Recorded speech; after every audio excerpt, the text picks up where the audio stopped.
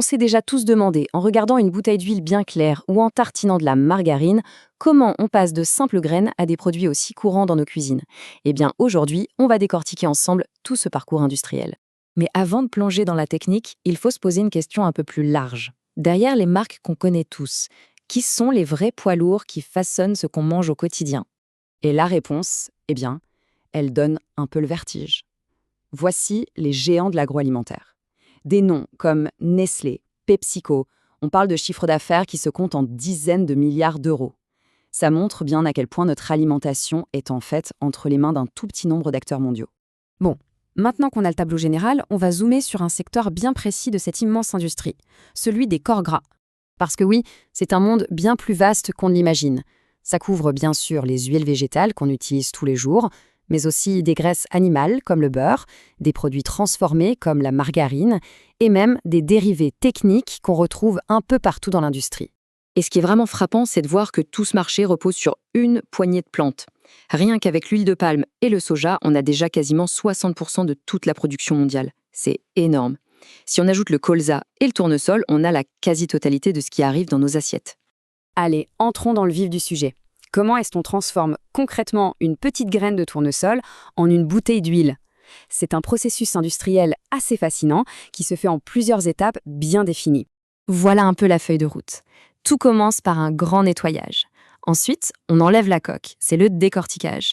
Puis on broie, on chauffe un peu pour préparer la matière et on termine par l'étape la plus importante, l'extraction de l'huile.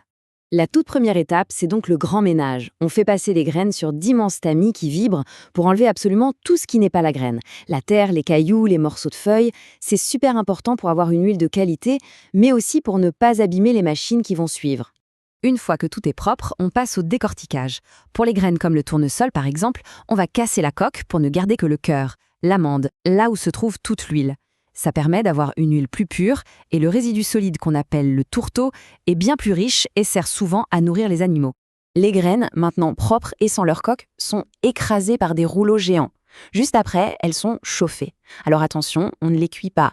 Le but de la chaleur, c'est de fragiliser les parois des cellules de la graine.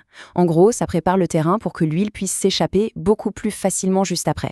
Et voilà, on arrive au moment crucial du processus. C'est l'étape qui va vraiment définir la qualité et le coût de l'huile. Et c'est là qu'on retrouve le dilemme classique de toute industrie. Est-ce qu'on privilégie la qualité absolue ou est-ce qu'on cherche à avoir le meilleur rendement possible? En fait, il y a deux grandes méthodes. D'un côté, la pression à froid. On presse mécaniquement la graine, sans chauffer. Ça préserve super bien le goût et les nutriments, mais on extrait moins d'huile.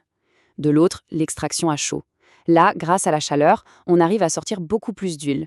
C'est la méthode la plus répandue pour les huiles qu'on trouve en grande surface. Du coup, la prochaine fois qu'on voit l'étiquette « première pression à froid », on sait exactement ce que ça veut dire. Ça signifie qu'on a choisi un processus purement mécanique qui met la qualité du produit avant la quantité. Mais il existe une troisième méthode, encore plus performante, l'extraction par solvant. Là, on utilise un produit chimique, souvent de l'hexane, pour dissoudre et récupérer les toutes dernières gouttes d'huile. Le rendement est maximal. Le petit souci, comme le dit cette citation, c'est le risque qu'il reste des traces de ce solvant dans l'huile à la fin. Bon, une fois qu'on a notre huile, on pourrait s'arrêter là. Mais l'industrie va plus loin. Prenons le cas de la margarine.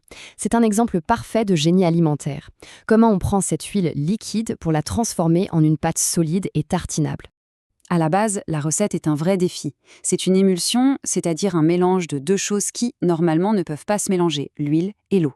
Le secret pour que ça tienne, ce sont les émulsifiants, qui jouent le rôle de liant. Ce schéma montre bien comment ça marche. D'un côté, on prépare la phase grasse, avec les huiles. De l'autre, la phase aqueuse, avec l'eau et le sel. On mélange les deux très fort pour créer l'émulsion, puis on refroidit le tout et on malaxe pour obtenir la texture parfaite avant de mettre en pot. Mais la vraie astuce chimique pour passer du liquide au solide, c'est l'hydrogénation. C'est un mot un peu compliqué qui veut dire qu'on modifie la structure de l'huile pour la rendre solide à température ambiante. Pour ça, on la chauffe très fort, on y injecte de l'hydrogène et c'est comme ça qu'on obtient une texture qu'on peut tartiner. Après toute cette immersion dans l'industrie, revenons à quelque chose de très concret, le moment de faire ses courses au supermarché. Comment tout ce qu'on vient de voir peut nous éclairer face aux rayons? En fait, on peut maintenant décoder les étiquettes. Quand on lit « première pression à froid », on sait qu'on a un produit qui a privilégié la qualité et qui sera donc sûrement un peu plus cher. Une huile végétale standard, c'est très probablement une extraction à chaud pensée pour être plus accessible. Et la margarine, ce n'est pas juste de l'huile, c'est un produit qui a été entièrement conçu et transformé pour être tartinable. Et voilà qui termine notre analyse. Finalement, la vraie question qui se pose, c'est de savoir si le fait de connaître un peu mieux les coulisses de la fabrication change la manière dont on perçoit ces produits si familiers sur les étagères.